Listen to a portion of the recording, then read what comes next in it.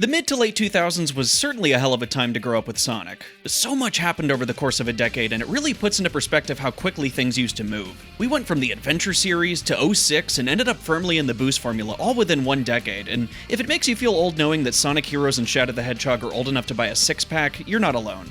Obviously, talking about many of the games from this era is like beating a dead horse. A horse that I unashamedly took a few swings at as well. What I do find fascinating, however, is the ongoing discussion of whether the games around this time were actually hidden gems. You likely already know my thoughts on '06 if you've seen the review, but to recap, I see a lot of gold hidden underneath the rough exterior of '06. It's a game bogged down with enough issues to warrant the hate, but enough creativity and ambition to have a small but passionate group of defenders. And while 2005 Shadow the Hedgehog certainly wasn't for me, it seems to be a unique title that many of my viewers have a blast playing. Unleashed has undoubtedly seen a glow up in recent years, being widely regarded as one of Sonic's best games, but right in the middle sits two very peculiar titles. The Nintendo Wii exclusive Storybook series is a duology that met an unfortunately bitter end when the gaming public showed serious lack of interest in Sonic experimenting, and more so wanted a straightforward high-speed platformer. Sega's answer was Sonic Colors in 2010, and the Storybook games became a distant memory. So, what was so wrong with these games that Sega essentially banished them to obscurity?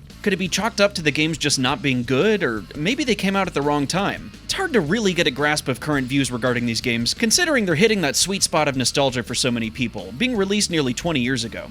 But considering I'm pretty new to them, I wanted to dive in headfirst and see what all the noise was about, and more importantly, discuss what potential there would be if Sega decided to revive this dead series and give us a third installment. With that said, let's take a very close look at Sonic Storybook games.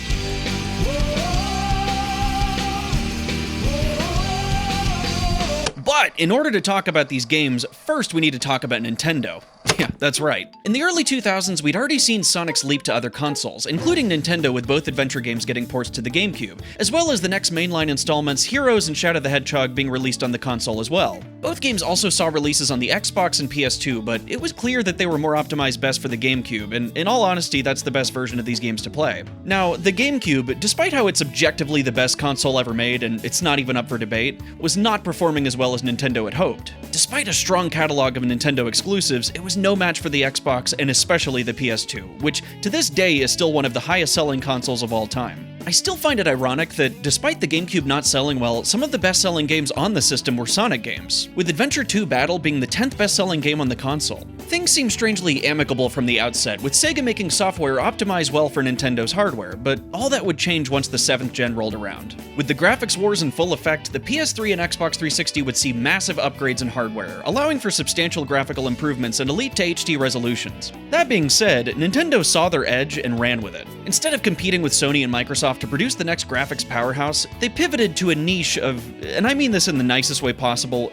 gimmick consoles. The Nintendo Wii was certainly not competing in terms of graphics, as its best games capped at 480p, but the motion controls were a technological breakthrough, and one that helped the console stand out amongst the competition. All this to say, when Sonic Team was gearing up to create their next-gen title, it was going to be quite the daunting task to get this HD game to port properly to the Wii with its weaker specs. In comes Sonic 06, with a development cycle that can only be described as, well, not good.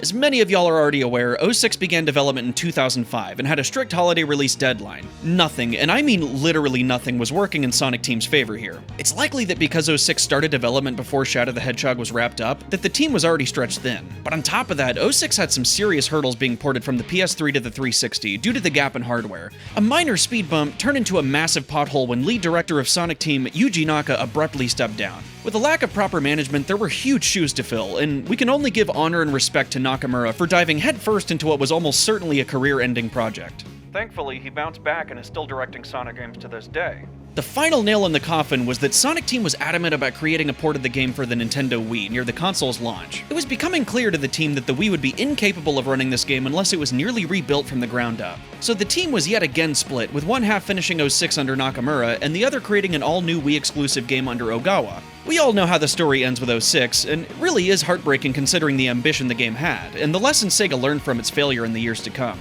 But maybe '06 suffered so this all-new Wii-exclusive Sonic game could thrive. Well, in 2007 we found out, with Sonic and the Secret Rings.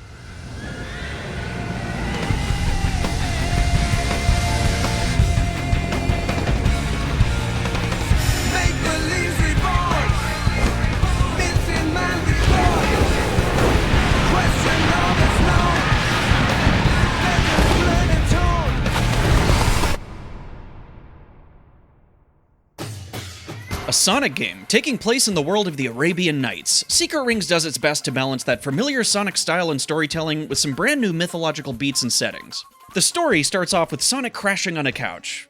Probably Tails, because there's no way Sonic can afford a house. He's awakened by Shara, a genie who came from within the storybook to recruit him to save her world. Sonic is said to be the legendary blue hedgehog, the only one who can put a stop to the evil destroying the storybook world. Upon opening the book, the pages appear empty. This is due to our new antagonist, Eraser Jin, absorbing the power of the book and wiping out the characters in these stories to gain ultimate power and control. If Eraser manages to collect the 7 world rings, he can unleash his power on the real world as well. Entering the book and encountering Eraser, Sonic is struck with a curse. The flaming arrow which will ultimately kill the blue hedgehog once extinguished, unless all 7 rings are gathered and handed over to Eraser. From here, Sonic and Shara travel through 7 worlds in search of these rings. Along the way, they rescue different characters in these stories from Eraser's wrath, being portrayed by familiar faces. King Shahryar is Eggman, Alibaba is Tails, and Sinbad is Knuckles. Outside of being a funny novelty, their characters still conform to those in the storybooks, so Eggman doesn't threaten Sonic whatsoever, and Tails doesn't cower in fear at Chaos Zero. This truly is a retelling of these stories, just replacing the cast with our familiar heroes, Sonic being the only outlier as he was plucked straight from the real world. Sonic is no stranger to exploring new and wacky worlds, while staying true to himself and stopping at nothing to do what he thinks is right. I'd say in terms of characterization, both storybook games have Sonic done right, and that deserves some credit.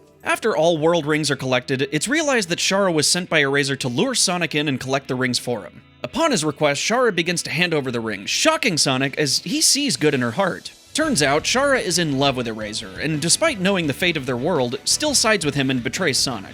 With one last wish remaining, Sonic commands Shara to do what she thinks is right, causing her mind to split as she's torn between her love and her destiny.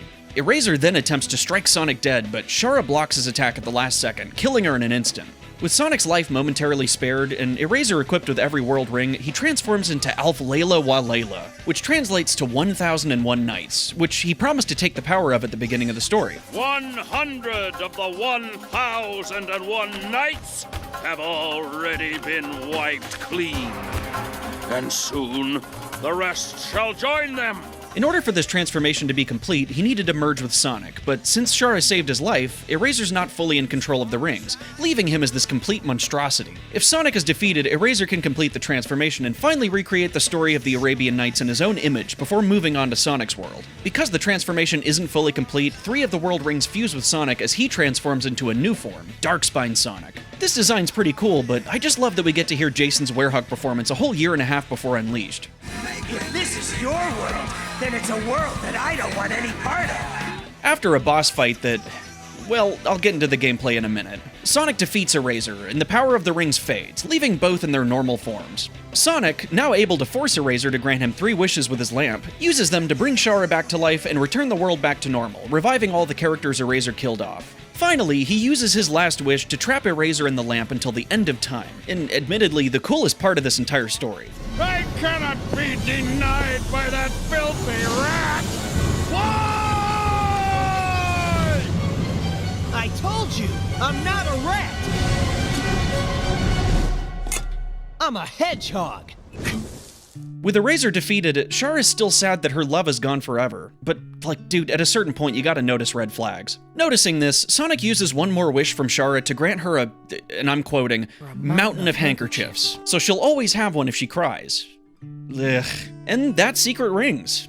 This story is pretty good. I enjoy how Sonic quickly adapts and asks no questions, diving headfirst into another world to save it from danger. I think the dialogue is great at times, but there's definitely a few misses. Same goes for the voice acting. There's line reads I'm genuinely impressed by, and then some that really needed another go. Especially for Eraser, who I swear goes from having amazing voice acting to some of the worst in the game. If you defeat me, I will simply return again and again. I am immortal. I cannot be vanquished. I love when he hams it up and adds more energy, but when he's just talking calmly, something feels off. You have gathered the 7 world rings for me. Have you not, Shara, my dear? The inclusion of Sonic's friends is a neat touch, but doesn't have much impact on the story itself, and the twist with Shara was pretty obvious from the get-go. The cutscenes are also a nice element, being told in pictures from the storybook rather than being fully animated. I think the art style in these is nice, and really adds to the charm of this being a story that's written and told to us as we experience it alongside Sonic. The CG animated cutscenes are nice here as well, with great character designs for the cast and giving us some gorgeous shots of the setting. Oh, and speaking of the setting, let's rip the band-aid off now. The strongest aspect of Secret Rings by a Texas mile is the setting.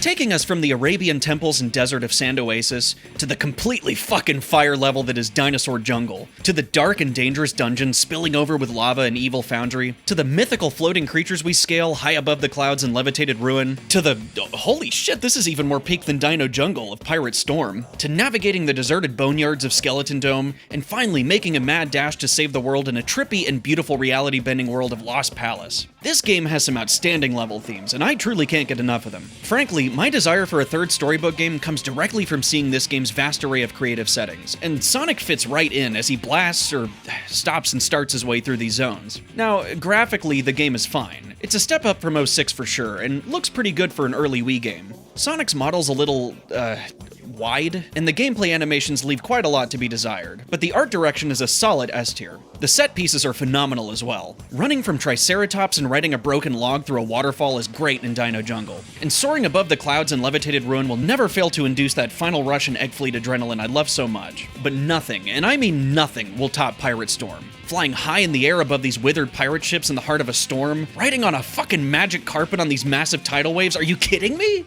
This is genuinely one of the most amazing ideas I've ever seen for a Sonic level. It's just too bad it had to be in this game. Yeah, let's rip the other band-aid off and talk about the gameplay.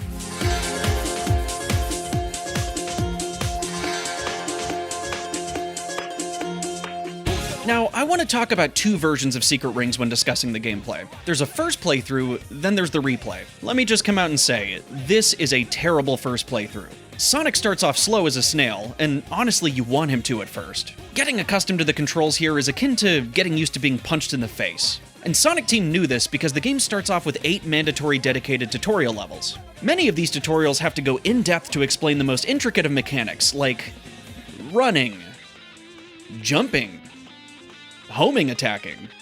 Things that required nothing but a nudge on the control stick and a couple presses of the A button are now things you have to actively train your brain to perform in advance. This game uses the Wiimote by itself, held horizontally. You have to tilt the controller forward to run faster, tilt it back to stop or slowly walk backwards, and left and right to move side to side. Jumping is no longer a simple button press, but more like a hold delay, similar to Sonic Adventure 2's Spin Dash. That's because when you press 2, you perform a short hop, useful for picking up your speed quickly or hopping over short obstacles. Holding 2 will make Sonic slide. Not stop quickly, but slide forward. And this jump button needs to be held down for a good second before you can let it go, finally performing an actual jump. This means that if you're running at full speed and see a ledge coming up, you have to hold the button well in advance, as Sonic will continue sliding toward the gap until that button is released and you can finally jump.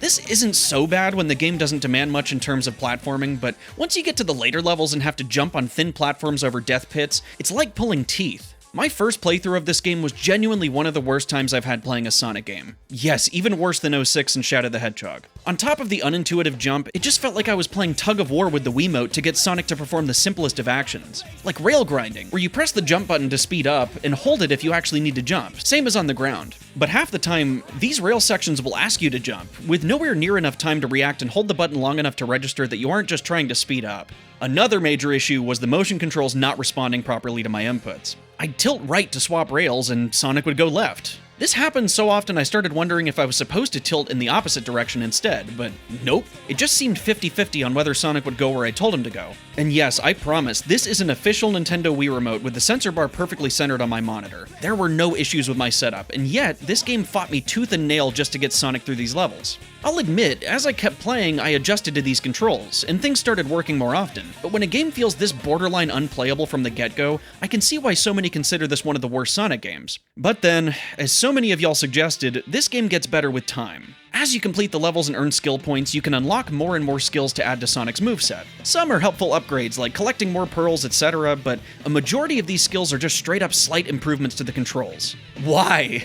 I get needing to upgrade your speed and all that, but why do we need upgrades just to slightly improve Sonic's ground and air controls? Shouldn't those be as fluid as possible from the start? Look, it's a ridiculous design, and a very poor one at that, but maybe everyone was right. So, after completing the game once, I went back and replayed it on the same save file. That's where you see most of the footage for this video. And was it better? No doubt. I mean, I don't utterly suck at the game anymore, and Sonic actually moves at a decent pace. but is it fun enough to justify the abysmal first playthrough experience?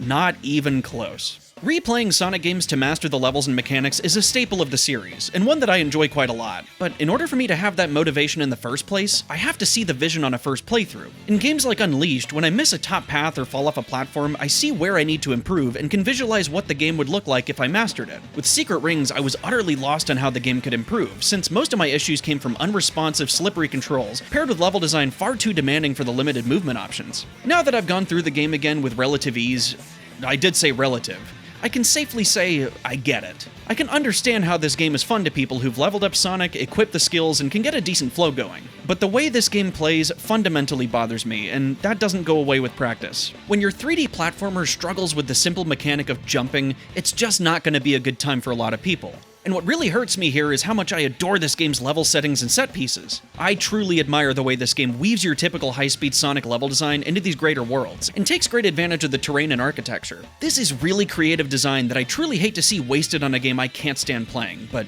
man, sometimes just the simple act of homing attacking a single enemy turns into a 9-to-5 job. The fact that you're constantly running unless you tilt back or hold 1 to stop, and how the camera doesn't turn around when you reverse Sonic so you're likely to blindly walk back into enemies, or how you have to think so far ahead as to hold the jump button for the perfect amount of time depending on your speed because Sonic slide distance depends on how fast you're going, it's just not worth it. I make it a mission to master every Sonic game I play, even the ones I don't enjoy. Hell, I managed Crisis City Mach Speed without taking any damage in my last recording, and 100%ed Shadow the Hedgehog twice for the channel. But with Secret Rings, I just can't bring myself to do it. And while control is my biggest issue with the game, there's also the elephant in the room of the on-rails gameplay. Sonic can no longer freely roam the area, but is confined to a linear track where your only freedom is moving slightly left or right. The game makes up for this by providing alternate routes, shortcuts, and quick actions frequently enough for the levels to not feel boring, and gives you enough content for replays to not feel stale. I get why they did this, as it's a very early Wii title, and creating a high-speed platformer with early motion controls is a Herculean task that Sega no doubt couldn't achieve without some restrictions. I frankly don't mind that element of the game on its own. It does inherently make the game less desirable than one with player freedom, but the gimmick in this game alone is one that I don't have any issue with. If the controls were more accommodating, I could see myself having a great time in these levels, despite them being more or less on rails. There's also the mission structure that's a bit questionable. After reaching the goal in the first mission of each world, you unlock additional missions. Some being to collect a certain number of rings, defeat a certain number of enemies, not lose a life, etc. Think Team Chaotix or Hero and Dark missions from Shadow, but much shorter and oftentimes more forgiving with the objectives. Aside from the egg mission in Dino Jungle, what do you mean it's optional? I spent 30 minutes doing this! And that brings me to the bigger issue. You often unlock multiple missions at a time, and the game doesn't tell you which missions are mandatory to progress and which are optional. Like the fucking egg mission in Dino Jungle. And because of this mission structure, unless you look at a walkthrough, your playthrough could vary heavily in length, due to random luck of which missions you choose.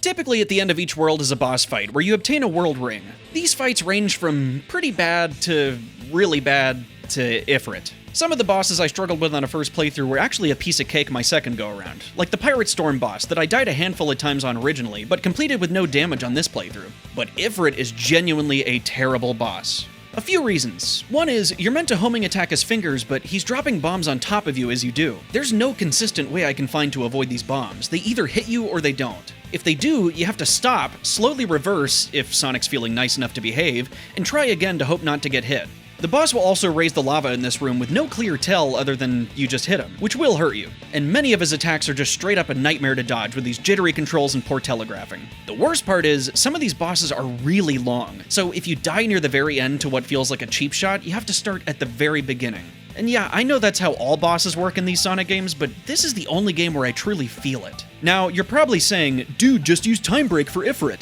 Alright, let's talk about Sonic's new moves in this game. Courtesy of the Soul Gauge, Sonic can perform Time Break and Speed Break after enough pearls are collected. Speed Break allows you to dash through a portion of the level at breakneck speed, similar to Chaos Control. And Time Break allows you to slow down time for a brief period. And you know, I never thought I'd be in a position to praise Shadow 05, but I really miss Chaos Control in that game. Speed Break here is damn near useless unless you fully memorize the level layouts. As opposed to Chaos Control, Speed Break does not make you invincible to obstacles. If you pass a spike ball, death pit, hell, even slight elevation in the ground, you come to a halt or outright die. That means the only time to use this move is if you know for a fact the next section of the level is empty and straightforward. Otherwise, look forward to wasting your Soul Gauge. But while I've found moments that Speed Break is actually useful on my replays, I can't think of a single use for Time Break outside of the Eraser Jin fight. Because yes, you slow down time, but Sonic slows down just as much. So like, yeah, I could use Time Break on Ifrit, but I still can't get Sonic out of the way of the bombs in time, since he also slows down just as much. It's baffling how pointless these mechanics feel, considering how great they could have been. But really, they just make Sonic more vulnerable than if I never used them. I'm sure there's great speedrun potential with Speed Break, but casually, they're just disappointing. This game really takes trial and error to the next level, and that feels especially true on the final two fights with Eraser. The fake final fight has Sonic running down this corridor, needing to get close enough to homing attack Eraser before his sword slashes. If there's a way to tell which sword slash he's about to perform, I sure don't know how. I had to just get a feel for it after dying over and over again. Instead of me reacting to in-game visual cues to know when to jump and attack, I was reacting to my gut feeling after dying in the same place for so long. And once the camera moves to the side, there's no visual or sound cue before Eraser charges. You kinda just have to guess. And that wouldn't be so bad if you had next to zero time to react once he does. Remember, you gotta hold the jump button before jumping, so if he's already moving before you start holding it, it's too late. This is the only time where Time Break helps me, because it gives me just a tiny bit more time to react to the homing reticle when it shows up before I get my ass beat. Of course, once you get the feel for it, the boss is piss easy, but figuring out what the game wants you to do is a real test of patience, as there's no obvious tells and you just have to commit to the trial and error of it. Same goes for the true final boss, but this one is rough for a different reason. Figuring out how to dodge his attacks takes some time, as you're asked to constantly shake the Wiimote to fill the soul gauge. The only way to attack the boss is by filling it once to parry a shockwave attack, then immediately filling it again to actually land a blow. Rinse and repeat 3 times in total to defeat him. So if you die at any point and have to start over, that's shaking the controller like crazy to fill the gauge once, shaking it like crazy to keep it filled when blocking his attack, shaking it like crazy again to fill the meter a second time to actually attack him, and doing that 2 more times. If you die multiple times here, your arms are going to be sore. I'd say this is a decent workout, but it's more like cramp-inducing. And of course, it's a fight that's insanely easy once you muddle through the game's trial and error. I hate to be a negative Nancy here, but the game truly was this rough for me to get through, and even though my replay was better with the added skills and better play on my end, the underlying issues were all still present and far too glaring to ignore. Secret Rings is a game that I would love to take so many elements from, but unfortunately fell so short in the gameplay that it's likely I won't be coming back to it anytime soon. Unless it's party mode. I mean, yeah, it's pretty bad, and you can get much more out of a game like Mario Party or even Sonic Shuffle, but it was definitely fun getting a kick out of the unresponsive controls and wild minigames. The bases are loaded, and I'm gonna hit it out of the park. Yahoo! Oh. Fuck. But with my thoughts on Secret Rings pretty much wrapped up, it's time to move on to what many consider the better half of the Storybook games. Black Knight, oddly, didn't start out as the beloved improvement over Secret Rings that it's touted as nowadays. In fact, where Secret Rings got pretty mediocre review scores, Black Knight was straight up shunned by the gaming community. Damn, the fallout of 06 was so bad these reviewers went back and started rating negatively on some sort of bandwagon. I'm not saying people had to love Sonic Adventure, Unleashed, or certainly Black Knight, but to rate Secret Rings a 6.9 while giving Black Knight a 3.9 really shows the real-time shift in public opinion on Sonic games. However, when asking Sonic fans, odds are that many of them will have positive things to say about this game nowadays, whether it's the story, the music, or the sword-wielding gameplay. And most of them certainly consider this an improvement over Secret Rings. So, where the big downfall of Secret Rings in my eyes was the unintuitive and frustrating gameplay, will Black Knight take the game's strengths and improve on what was broken? Let's find out.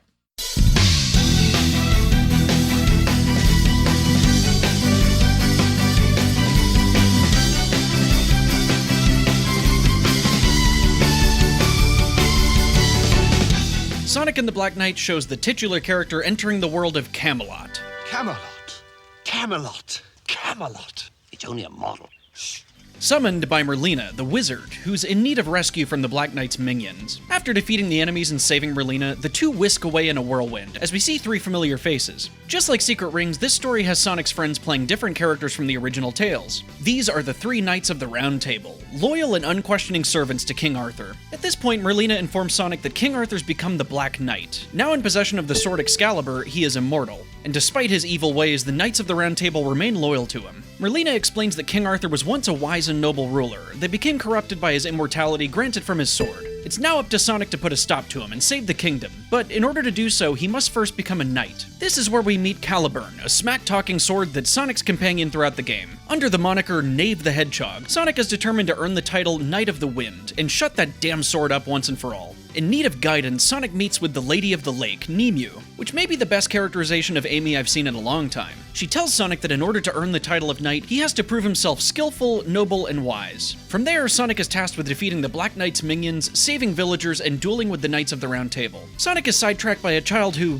clearly sounds like Amy, A great big dragon attacked my village! crying that their family was taken away by a dragon. Despite Caliburn's scorn, Sonic sets off to find and rescue the trapped villagers from the dragon's wrath. Turns out, this was all a test, as there was no dragon at all. The child was the Lady of the Lake this whole time, testing Sonic's nobility. Now she reveals that the power of Excalibur can only be combated by collecting the sacred swords wielded by the Knights of the Round Table. Sonic goes on to duel each of these knights and collect their blade, and in turn, winning Caliburn's favor, where he finally admits Sonic is worthy of the title Knight of the Wind. Once fully prepared, Sonic confronts the Black Knight and defeats him once and for all. And then they all lived happily ever after. The end. Oh wait, no, this is a storybook game. Yup, just like with Secret Rings, there's a true ending to be unlocked. It's now that Sonic retrieves Excalibur and hands it over to Merlina, who, shocker, turns out to have summoned Sonic under false pretenses. There was never any King Arthur. Much like with Shara in the previous games, Merlina intended for Sonic to clear the path for her own true vision. She confesses that King Arthur was merely an illusion created by her grandfather. This was all a ploy to retrieve the scabbard so she could become immortal herself and rule the kingdom the way she sees fit. Sonic and the Knights are forced to flee, but the Lady of the Lake arrives to tell them it's not too late. With their sacred swords, they can erect a barrier around the kingdom, but it proves too weak to defeat Merlina. At this point, Sonic confronts her head-on, first questioning why she would want this future for her kingdom to begin with. Merlina reveals that with the immortality of Excalibur, she, along with the rest of the kingdom, can live in perpetuity, without the fear of death or change. It would be her ideal world, a noble cause. But Sonic is of a different perspective, that life must go on, and that nothing should remain permanent. This taps into the true meaning of Black Knight's story. In essence, Sonic is the villain of this world. He defies the king, and battles the wizard who wants to preserve life. From our perspective, Sonic is absolutely doing the right thing, but to the people of this world who loyally serve and obey their leader, this is anything but justice. It's a cautionary tale of what happens when blind obedience leads to the downfall of the many, and why perspective is so important to take into account. In truth, I always enjoyed this story, but never held it up there with the best Sonic stories in my mind. It wasn't until I really thought about the theming that I realized how good this story truly is. Sonic's character is one that acts quickly and asks questions later. He always does what seems right from the outset and does it in his own way. In a world where leaders are unquestioned, people will never see their downfall coming. It takes Sonic reminding the Knights that there's more to life than obeying a king for them to finally act of their own accord. This much I already knew about the story, as the beginning is, well, without loyalty to the king, we are nothing. But where I think it goes deeper is in its message about mortality, and how perspective matters. Merlina seems oddly fixated on the impermanence of life at the beginning, to the point where she mourns the inevitable death of the flowers and questions why they even exist in the first place if it's going to be so short-lived. This fixation carries over into how she intends to rule, not only using Sonic and the Knights as pawns to elevate her to that status, but how she plans to force immortality on those who never asked for it. And huge shout out to Chari5, who literally just dropped an amazing video on this game's story because he pointed out this exchange in the final fight that truly sums it up best. This story and the world it created will come to an end. Is that what you wish? No, it will not be an end, but rather a beginning to a new story. Nah, it's not gonna end. My stories only end when I stop running. Merlina is simply unable to cope with loss, and wants to impose a permanent life that never evolves upon everyone else because of it. Meanwhile, Caliburn knows that in order for the next story to begin, the current one must eventually end, and Sonic knows that the story doesn't end until you do. It's a perfect characterization and a great message to go by. Merlina might be in need of stopping, but her intentions are sympathetic and almost noble from her perspective. She's not evil, but just unable to cope with the fact that things eventually end. It really shows just how much this story improves on Secret Rings, where Shara turned on Sonic because she was in love with Eraser. Merlina simply fabricated this destiny to preserve her ideal world. It took me some time to really get why, but now I can truly say that Black Knight's story deserves all the praise it gets and more. Is this my absolute favorite version of Sonic? I mean, it's damn close. I may lean more toward the cocky attitude he had in Adventure 2, but at this point it's just a matter of taste. That, topped with Jason's best performance for the character, makes this version of Sonic truly amazing. So, with that out of the way, will the gameplay see the same glow-up that the story saw? Yeah, right off the bat, I'm just gonna come out and say that this game is a huge improvement in terms of controls. Instead of tilting the Wii Remote to control Sonic's speed and position, you now use the nunchuck's thumbstick. It's an obvious thing to say, but simply being able to control Sonic with a thumbstick as opposed to using motion controls really makes this game so much more playable right off the rip. Instead, the motion controls are delegated to swinging your sword. Flinging the Wii Remote will now make Sonic slash his sword up, down, and all around. There are specific slashes you can perform based on movement, positioning, and direction, but frankly, it's almost easier just to fling the damn thing like a maniac. However, there's one move that's so good I almost exclusively use it when there's rows of enemies. Jumping, and by God, there's no delay or sliding, you just jump in this game. Thank God. But anyway, jumping will allow you to perform a homing attack when enemies are near. If you slash your sword during this homing attack, Sonic will plow through lines of enemies like confetti. It's immensely satisfying to pull off and really keeps the flow going. For a motion control Sonic game, this really isn't half bad. Your actions certainly feel more responsive than in Secret Rings, and the control scheme is much more intuitive from the very start. Also, they ditched the skill system in favor of slight upgrades. At the end of each level, you can identify artifacts that can each be used in the blacksmith shop to upgrade Sonic. But luckily, none of them have much to do with movement, meaning Sonic controls roughly the same at the start of the game as he does by the end. And while having a motion control Sonic game that's on rails is an inherently flawed way to control him in my mind, Black Knight certainly does its best to make up for it. For starters, you're no longer auto-running like you did in Secret Rings. You can stop Sonic from running by simply letting go of the thumbstick, so it no longer feels like I'm actively fighting with the controls to move Sonic properly. This game also has much less of an emphasis on platforming as Secret Rings did. Again, thank God. The combat itself isn't perfect. There are plenty of times where my slashes don't register on time, or Sonic will start randomly flinging the sword despite me not moving the Wii Remote an inch. I noticed this would happen most when I'm attempting to use my Soul Gauge, where you have to press B, but because of how sensitive the motion controls can be, pressing B will move the controller just enough to register as a sword slash. It's happened to me enough times to become mildly frustrating, but it was never enough to impede my enjoyment. The game, for the most part, feels designed to compensate for the motion controls and never asks for precise inputs or movement because of it. Again, for the most part.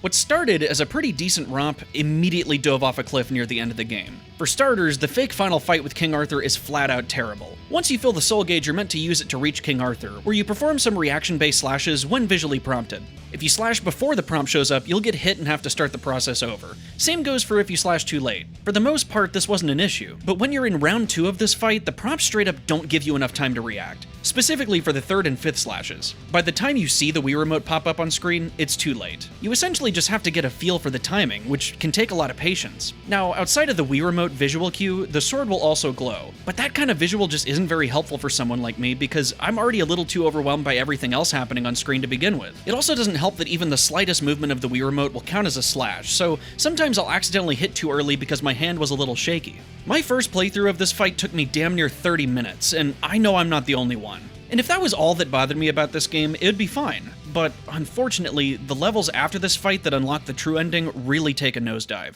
The difficulty spike comes out of nowhere for these levels, and frankly, it's where the motion controls start to actively impede my fun. For the most part, the motion controls were responsive and felt decent enough to work with throughout the game. Aside from the occasional 2D section, seriously, what happened here? But for these later levels in particular, not only is there much more tight platforming, but the checkpoints are ridiculous. And these levels have a countdown timer to boot, which really adds salt to the wound when I die multiple times to slashes not registering on time. And I promise there is no issue with my Wii Remote setup. As I mentioned, it's an official Wii Remote, the sensor bar is perfectly centered, and I've tested it on multiple other games with no issue. Honestly, it felt like the controls became less responsive as the game went on, but it's really just because you weren't asked for precision for the first half. I went from having a pretty decent time to nearly rage quitting because of the King Arthur fight or these final levels. You're given the option to choose which character to tackle these levels with, which is a nice touch, but certain characters work better for certain levels, and that's not really obvious to you at first. Hell, you don't even find out which character was meant for the level until the cutscene shows them at the end. And frankly, while I do enjoy Blaze's combat, Knuckles' insane glide, and Shadow...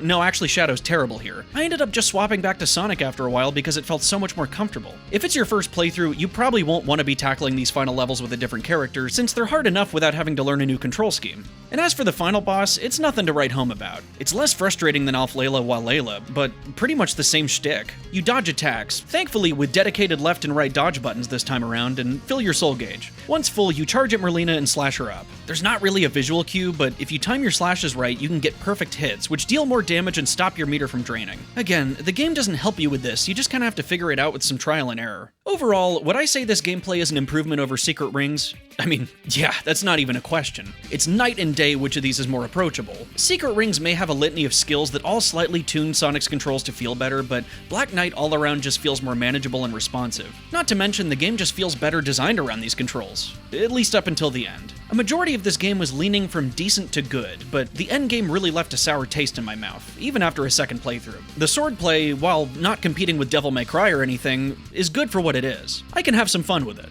To the people who absolutely adore this game, I can see why. It's got some really neat mechanics and unique gameplay that you can't get anywhere else in the series. The story is among the best, and just like with Secret Rings, the settings and visuals are top-notch. However, while this game is undoubtedly a step up graphically over its predecessor, I gotta hand it to Secret Rings when it comes to settings. Black Knight is stunning visually and has some amazing shots, but it's lacking a bit in variety and feels a little muted in terms of colors. I get that's the point, as it's taking place in practically one location, and it's visually accurate to how the kingdom is depicted. But the fact remains that Secret Rings has some outstanding settings and visual set pieces that I just don't think were reached in this game.